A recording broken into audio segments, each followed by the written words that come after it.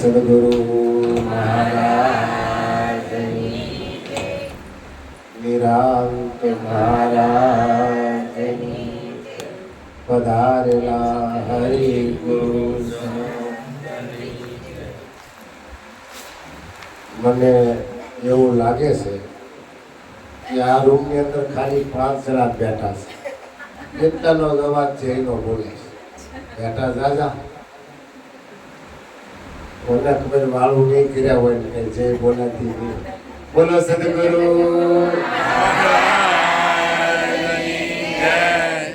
ધન્યવાદ.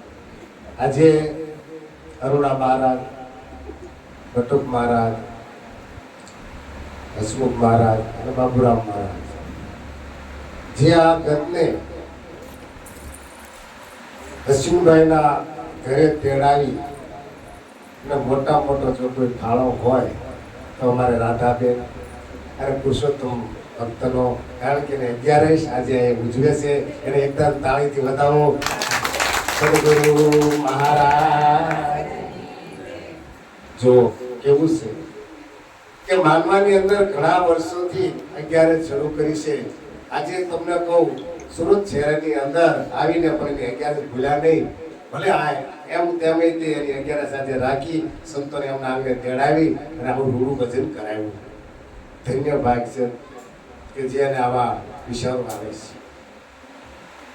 વાતો જ્ઞાનની છે અને સદગુરુ મહારાજની શાન છે, અને એ શાનમાં પરિપૂર્ણ જે ઉતરી જાય એનું જીવનનું કલ્યાણ થઈ જાય છે.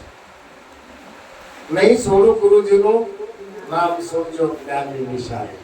જ્યારે જ્ઞાનની નિશાની પૂર્ણ ઓળખાણ થાય પછી ગુરુજીની શાન ક્યારે છોડતા હોય. સવારે માથે મારે ભૂખો રાખે અને માથે મારે માર તો કે પ્રભુનું નામ ન છોડે પછી કરી દઉં જ્ઞાન.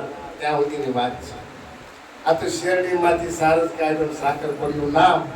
નામ અમે નક્કી કીધું એ જ અમારો રામ. ક્યાંય આગો હાવ આપણી પાસે છે પણ મળતો સદગુરુની શાન જોડે તો મળે છે. શેરડી જેવું પીલાઈ જવું પડે. શીશોડો હાલતો હોય ને એમાં 2 શેરડી રાડા નાખે અને પાછો ડબલ કરીને પાછો નાખે. પાછું 3 વડું કરીને મારી લીંબુ ને આદુ નાખીને પાછો નાખે. પાછું 4 વડું કરે ત્યાં મશીન પ્રૂફ થઈ જાય. પાછો ટીંગાઈને ફેરવે. પછી એમાં રસ રહે.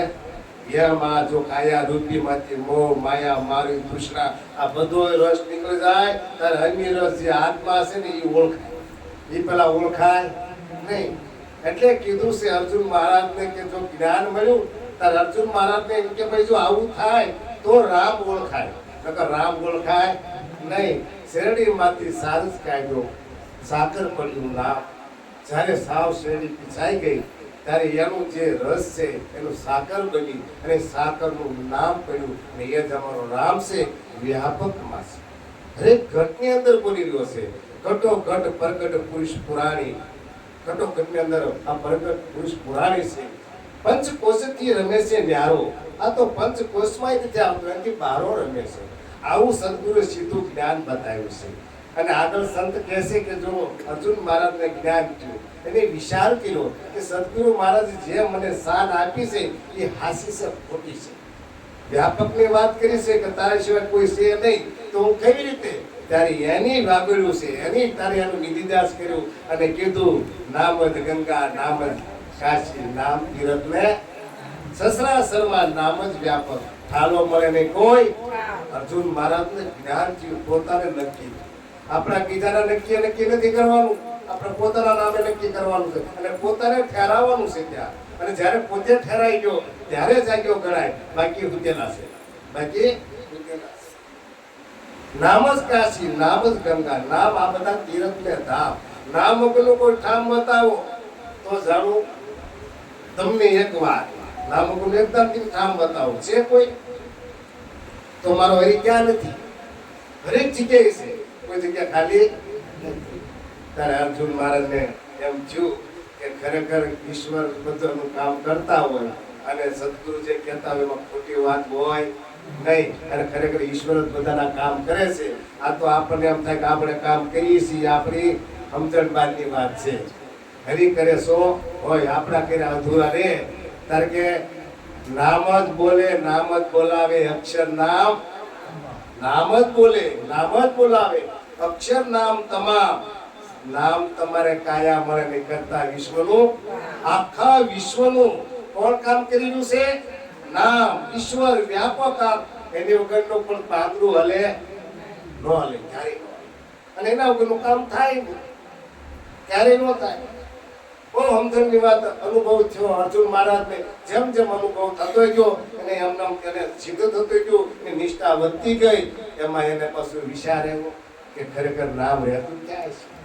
નામ તમારી નગરી ક્યાં ક્યાં છે? મૂળ મુકામ. નામ તમારો રંગ કેવો, ધોળો છે કે શ્યામ? હે ત્યારે નિરાત મહારાજને સાક્ષી આપી કે નામનગર નવખંડમાં નિરાત નિર્ગુણ દેશ, અમર ફળ ત્યાં નીપજે વર્ષે મેઘ. આ નામની નગરી છે. નામ છે તમામ નગરી છે. નામ નગરી, નામ વગરનો કોઈ ઠામ છે નહીં, નગરી છે. નવે ખંડની અંદર તમે જો નામ રંગી રહ્યું છે. નામ વગરનો કોઈ વસ્તુ છે એટલે નામ તમારી નગરી ક્યાં છે? આ નગરી નામ છે. તમારો મૂળ મુકામ ક્યાં છે? આ ખરી વાત છે. અર્જુન મહારાજે વિચાર કર્યો કે મારું મૂળ મુકામ ક્યાં છે, જેથી હું વ્યાપકમાં છું, હરેક ઠેકાણે છું, કોઈ જગ્યા ખાલી નથી. તારે